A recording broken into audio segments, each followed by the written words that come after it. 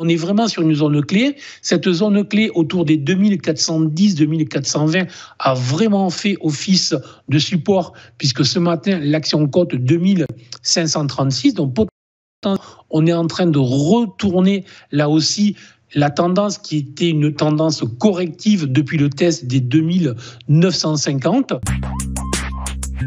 On va enchaîner avec Hermès. Les cours du géant français du luxe ont cédé plus de 6% en un mois. Exactement. Alors, là aussi, on va avoir à peu près le même contexte que l'action précédente, dont je vais aller plus vite dans mon explication technique.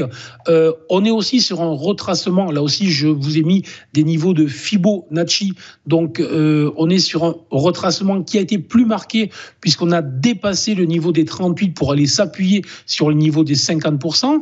À noter que ce niveau des 50% est aussi doublement intéressant parce qu'en fait, il correspond à un gap du 15 et 16 janvier laissé ouvert par les investisseurs, par les acheteurs, et aussi à une zone potentiellement support qui était un ancien sommet, le sommet du 21 mars 2024. Donc, ce n'est pas rien. Donc là, on est vraiment sur une zone clé. Cette zone clé autour des 2410, 2420 a vraiment fait office de support puisque ce matin, l'action cote 2536. Donc, on est en train de retourner là aussi la tendance qui était une tendance corrective depuis le test des 2950.